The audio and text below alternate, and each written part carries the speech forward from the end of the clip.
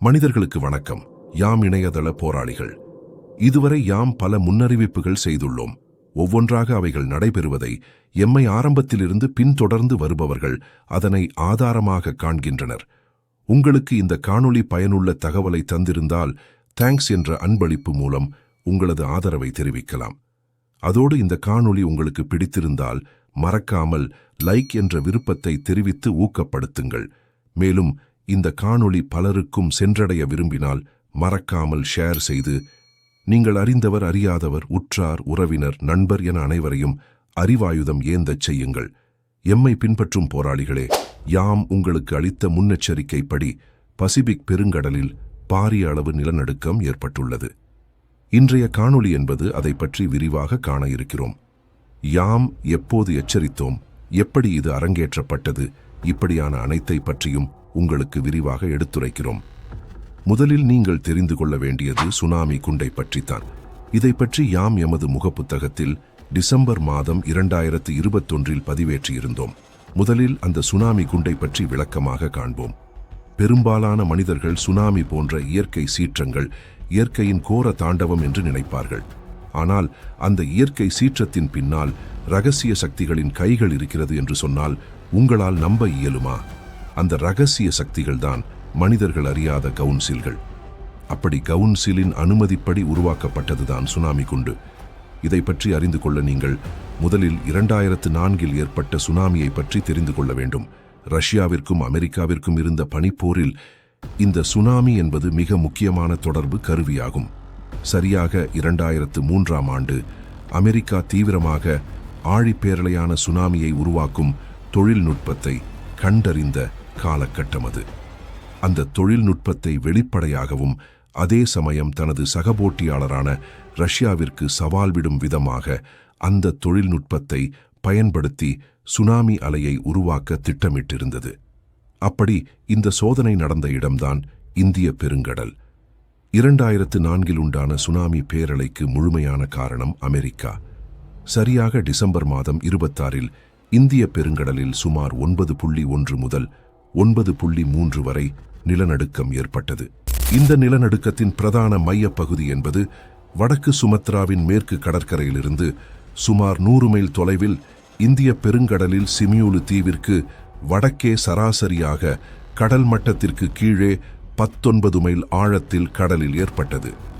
இந்த நிலநடுக்கத்தால் சுனாமி பேரலைகள் இந்தோனேசியா, வங்காளதேசம், இந்தியா, மலேசியா, மியான்மர், தாய்லாந்து, இலங்கை மற்றும் மாலத்தீவுகள் ஆகிய நாடுகளை பெரிதும் பாதித்தது. சரி, இது எப்படி அமெரிக்காவால் நிகழ்த்தப்பட்டது? சுனாமி குண்டு என்பது 2 டெக்டானிக் இடையே நடக்கும் மோதல்களின் போது இந்த தொழில்நுட்பத்தை பயன்படுத்தி அளவை பாரிய அளவில் மாற்றி மிகப்பெரிய நிலநடுக்கமாக மாற்றி அதன் மூலம் சுனாமியை ஏற்படுத்துவது. அமெரிக்கா இந்த தொழில்நுட்பத்தை இந்திய பெருங்கடலில் பயன்படுத்தி இதனை ஏற்படுத்தியது. அமெரிக்கா இதனை தியாகோ கார்சியா தீவிலிருந்து செயல்படுத்தி நிறைவேற்றி அதனில் வெற்றியும் கண்டது. இதன் மூலம் பனிப்போரில் முன்னிலையும் வகித்தது. அன்றிலிருந்து ரஷ்யா தனது வேகத்தை முடுக்கிவிட்டு இன்று ரஷ்யாவும் அந்த தொழில்நுட்பத்தை கையகப்படுத்திவிட்டது. இதனை 2022 சோதனைக்காக ரஷ்யா நிறுவிய இடம்தான் பசிபிக் பெருங்கடல். இதனை ரஷ்யாவின் பசிபிக் ஃபிலிட் ஜூன் மாதம் 29 கடலுக்கடியில் கொண்டு சென்று செயல்பாட்டு சோதனைக்கு நிறுவப்பட்டது. இவற்றை பற்றிய தகவல் கிடைத்ததும் அன்றே யாம் மனிதர்களுக்கு எச்சரிக்கை தந்திருந்தோம். அதோடு இதை எப்போது செயல்படுத்தி பார்ப்பார்கள் என்ற தீர்க்கமான தகவல் இல்லை என்பதை பற்றியும் குறிப்பிட்டிருந்தோம். தற்போது நீங்கள் பார்ப்பது யாம் உங்களுக்கு முன்னறிவித்த அந்த தொழில்நுட்பத்தை நிறுவிய இடம். மற்றொன்று, தற்போது ரஷ்யாவில் அதன் கிழக்கு பிராந்தியத்தில் சுமார் 8.8 ரிக்டர் அளவுகோலில் ஏற்பட்ட பாரிய நிலநடுக்கம் உண்டான இடம். இப்போது உங்களுக்கு புரிந்திருக்கும் தற்போது அரங்கேறியுள்ள நிலநடுக்கமும் அதை தொடர்ந்து வந்த சுனாமி எச்சரிக்கையும் எதன் வெளிப்பாடு என்று. ரஷ்யா தனது தொழில்நுட்பத்தை பயன்படுத்தி சோதனை செய்து பார்த்ததே இந்த நிகழ்வு. இந்த நிகழ்வின் மூலம் அமெரிக்காவின் ஹவாயில் 4 முதல் 6 அடி உயரம் வரை அலைகள் பதிவாகியுள்ளது. ஹவாய் துறைமுகத்தில் உள்ள அனைத்து வணிக கப்பல்களையும் அப்புறப்படுத்த வேண்டும் என அமெரிக்க கடலோர காவல் படை தெரிவித்துள்ளது. அதோடு பல இடங்களில் கடல் உள்வாங்கியுள்ளது என்று தகவல்களும் கிடைத்துள்ளது. ரஷ்யாவின் சகாலின் தீவில் மின்மாற்றிகள் சேதமடைந்துள்ளதால் மின்சாரம் முழுமையாக துண்டிக்கப்பட்டுள்ளது. நிலநடுக்கம் காரணமாக பல கட்டிடங்கள் சேதமடைந்துள்ளதாகவும் அவசர நிலை பிரகடனம் செய்யப்பட்டுள்ளதாகவும் ரஷ்ய அதிகாரிகள் தெரிவித்தனர். இருப்பினும் இதுவரை பெரிய காயங்கள் அல்லது உயிரிழப்புகள் எதுவும் பதிவாகவில்லை. சுனாமி ரஷ்யாவின் குரில் தீவுகள் மற்றும் ஜப்பானின் வடக்கு தீவான ஹோக்கைடோவின் கடலோர பகுதிகளையும் தாக்கியுள்ளது. ஜப்பானில் சுனாமி அலைகள் 1 மீட்டர் வரை உயரக்கூடும் என்று அந்நாட்டு வானிலை ஆய்வு மையம் எச்சரித்துள்ளது. இது ஒரு Jio engineering based seismic weapon.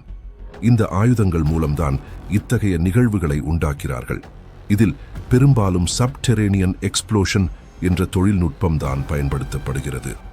இந்த வகை வெடிப்பு பூமியின் மேல்மட்டத்தில் அல்ல, அதன் அடிநிலத்தில், குறிப்பாக நில அதிர்வு பகுதிகள் அல்லது கடல் அடித்தளங்களில் மிக ஆழத்தில் திட்டமிட்டு ஏற்படுத்தப்படுகிறது.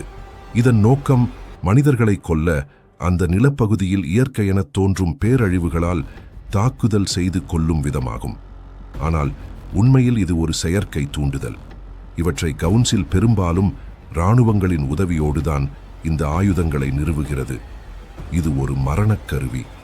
இந்த வெடிப்புகளை ஏற்படுத்துவதற்காக குறிப்பிட்ட இடங்களின் புவியியல் அமைப்புகள் நீண்ட காலமாக கண்காணிக்கப்படுகின்றன.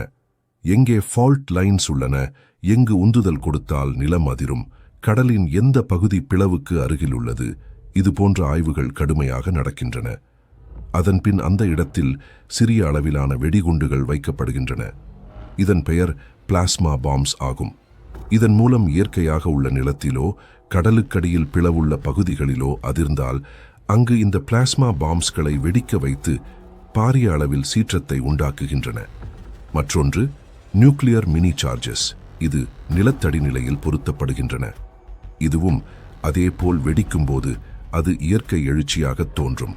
ஆனால் அதன் பின்னணியில் இருக்கும் பணி துல்லியமான, திட்டமிடப்பட்ட, கணக்கிடப்பட்ட அழிவாகும். வெடிக்கப்படும் இந்த ஆயுதங்களால் கீழிருந்து மேல் நோக்கி ஒரு பெரும் அதிர்வு எழுகிறது. இந்த அதிர்வுகள் புவியின் உள்பிளவுகளில் ஊடுருவி நிலம் பிளக்கும் அளவுக்கு தாக்கத்தை ஏற்படுத்தும். இது சாதாரண நிலநடுக்கம் அல்ல, இது கவுன்சிலால் உருவாக்கப்படும் திட்டமிடப்பட்ட நிகழ்வு.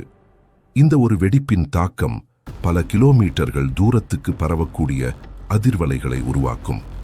இதனாலேயே கடல் சலனமடைந்து சுனாமியாக உருவாகும். இது ஒரு ஜியோ வார்ஃபேர்.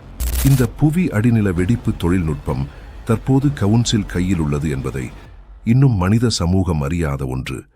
ஆனால் அமெரிக்கா, ரஷ்யா, சீனா போன்ற மூத்த இராணுவ உளவுத்துறை சக்திகள் அனைவருக்கும் இது தெரியும் என்பது உறுதி. இது ஒரு குவையட் வார், எச்சரிக்கை இல்லாமல் வரும் அமைதியின் முகமூடி அணிந்த ஆயுதம். இந்த ஆயுதம் தற்போது எந்த நாடுகளெல்லாம் வைத்துள்ளது என்பதை நீங்கள் அறிந்து கொள்ள வேண்டும். USA mini nuke drill bombs, DARPA, US navy, CIA, Russia plasma core detonator, oceanic depth explosives FSB, Rosgeo, defence ministry, China deep crust drill, geo pulse wave generator, PLA rocket force, CNPC. இந்த 3 நாடுகளிடம்தான் தற்போது இந்த ஆயுதங்கள் உள்ளது. இதன் மூலம் நீங்கள் உணர்ந்து கொள்ள வேண்டியது, ரஷ்யா மூலமும் வெற்றிகரமாக கவுன்சில் தனது சோதனையை செய்து வெற்றி கண்டுவிட்டது என்பதே நிதர்சனமான உண்மை. அதோடு இங்கு நடக்கும் எந்த ஒரு நிகழ்வுகளும் யதார்த்தமாக நடக்கும் நிகழ்வல்ல என்பதை நீங்கள் உணர்ந்து கொள்ள வேண்டும். பலரும் இந்தியா மற்றும் தமிழகத்திற்கு பாதிப்புகள் ஏற்படுமா என்று கேட்ட வண்ணம் உள்ளார்கள். நிச்சயமாக தற்போது அரங்கேறிய நிகழ்வு என்பது ஒரு முன்னோட்டம் மட்டுமே. இதில் அழிவுகள் அவ்வளவாக இருக்காது. ஆனால் இன்னொரு மிக பெரும் பாரிய சுனாமி தாக்குதல் என்பது உலகப் போர் முடிந்த பிறகு ஏற்படுத்தும் திட்டத்தை நோக்கி வேகமாக எதிரிகள் காய் நகர்த்தி வருகிறார்கள் என்பதை நீங்கள் உணர்ந்து கொள்ள வேண்டும். மெகா சுனாமி என்பது உலகம் முழுவதும் உள்ள முக்கிய கடலோர பகுதிகளை தாக்குதலுக்கு உள்ளாக்குவதே அவர்கள் திட்டம். அவர்களின் திட்டப்படி 9 முதல் 12 ரிக்டர் அளவுள்ள பாரிய நிலநடுக்கத்தை எல்லா டெக்டானிக் பிளேட்களிலும் ஏற்படுத்தி சுனாமியை உண்டாக்குவதே அவர்கள் திட்டம். யாம் உங்களை எப்போதும் எச்சரிக்க தவறியதில்லை என்பதை நினைவில் வைத்துக்கொண்டு இந்த வழிப்போக்கன் சொல்லும் தகவல்களை சற்றே நினைவு கூர்ந்து உங்களை நீங்கள் பாதுகாத்துக் கொள்ளுங்கள். நிச்சயமாக யாம் மனிதர்கள் பக்கமே அன்றும் இருப்போம். மனிதர்களை ஒன்றிணைக்க பாடுபடுங்கள். யாம் இணையதள போராளிகள். நன்றிகள் பல.